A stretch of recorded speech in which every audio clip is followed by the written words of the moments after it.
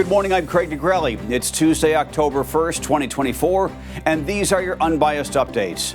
Tens of thousands of dock workers are now on strike across the country. We have the latest developments and what that could mean for you.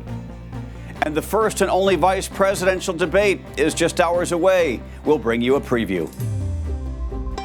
From the Straight Arrow News Studio, bringing the stories that matter to you from across the United States and around the world, these are today's Unbiased Updates. This morning, thousands of dock workers along the East and Gulf Coasts have walked off the job, impacting the movement of billions of dollars worth of goods. They took to the picket lines just after midnight once the contract between the International Longshoremen's Association and the United States Maritime Alliance officially lapsed. The ILA has been calling for higher wages for workers and a total ban on automation in a new contract at some of the busiest ports in the country. The two sides have not met face-to-face since June. Yesterday, the Maritime Alliance asked for an extension, but the ILA did not grant one. The strike has the potential to cause shortages and price increases of consumer goods right as the holiday shopping season approaches. Trucking companies and freight rail operators were scrambling to move billions in products in advance of the strike.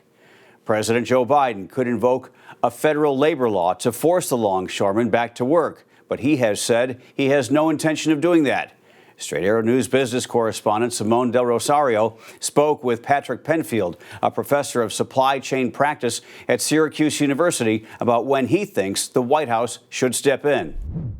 So I give it at least 5 days. I think after 5 days, then I think the government really needs to step in. Wow, 5 days. 5 days. It's not a very long time. No. And I think that's really all we can afford, to be quite honest with you. And I think, again, if you're the Biden administration, this is probably a worry because of it's an election year, right? So again, if the constituents see that there's issues and problems here and you don't resolve them, then that could be bad for, whoever's, running for office. You can watch Simone's full interview right now on our website, san.com.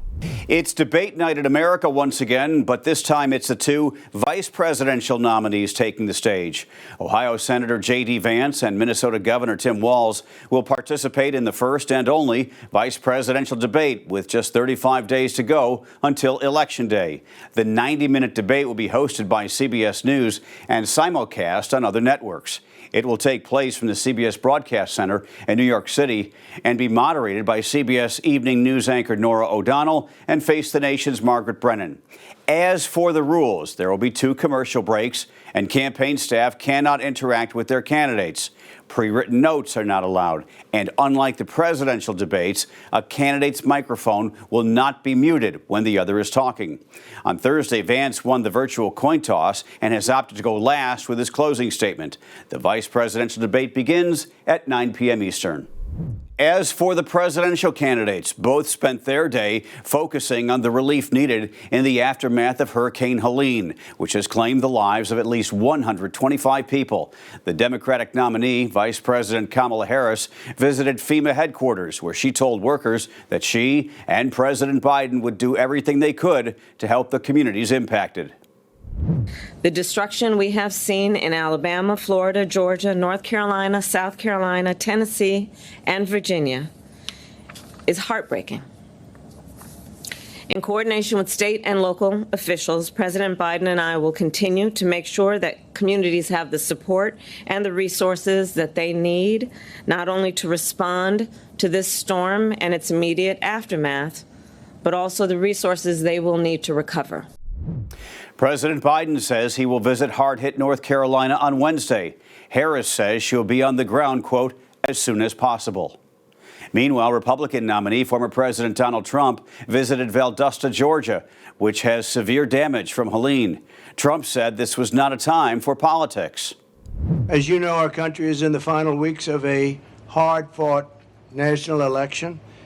But in a time like this, when a crisis hits, when our fellow citizens cry out in need, none of that matters. We're not talking about politics now. We have to all get together and get this solved. We need a lot of help. They have to have a lot of help down here. We look out for one another. We pull together. We pitch in. We persevere, and we pull it through. That is really the American spirit. That's what made America originally great. Though Trump said he'd leave politics out of it, some of his words are causing controversy in Washington. Donald Trump claimed President Biden had not spoken with Georgia Governor Brian Kemp. Biden responded saying Trump is lying, and Kemp himself said he spoke with the president on Sunday. The newest phase of the war in the Middle East appears to have officially arrived as Israel begins ground attacks in Lebanon. It's the escalation in fighting there that the United States and its allies have been trying to keep from happening for weeks now.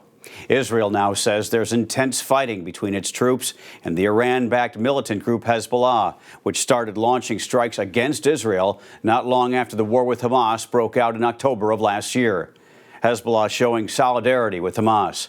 Hezbollah said on Tuesday it had launched rocket and artillery attacks against Israeli troops at positions within Israel. CVS could be breaking up with itself. According to a new report from Reuters, the company is exploring options to potentially separate its retail and insurance units as it struggles to rebound into the healthcare giant that company leaders have been envisioning. Investors want the company to improve its operations as CVS's earnings outlook continues to decrease. Sources familiar with the matter told Reuters the company's board has been discussing options with its financial advisors in recent weeks, including what a possible split could look like. The sources said the board has not made any decisions yet and could still choose not to make any major changes to the business. Finally this morning, the sports world is remembering two gifted athletes who died on Monday. Basketball Hall of Famer Dikembe Mutombo passed away at the age of 58 after a battle with brain cancer.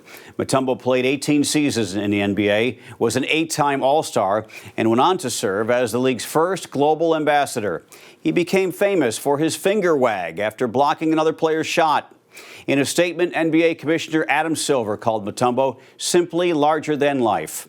Meantime, Pete Rose, Major League Baseball's hit king, died at the age of 83. His cause of death has not been reported. In his 24-year career, Rose won 3 World Series championships and was a 17-time All-Star. But his career took a turn in 1989 when he was banned from baseball for gambling on games as manager of the Cincinnati Reds. After denying it for many years, Rose would eventually admit he did bet on games in his 2004 autobiography. Despite not being in the Hall of Fame, Rose still remains on top of MLB's career hit list with 4,256 hits. Fans and supporters will remember him as Charlie Hustle. Those are your unbiased updates for Tuesday. We'll see you back here tomorrow. For all of us here at Straight Arrow News, I'm Craig DeGrelli. Have a great day.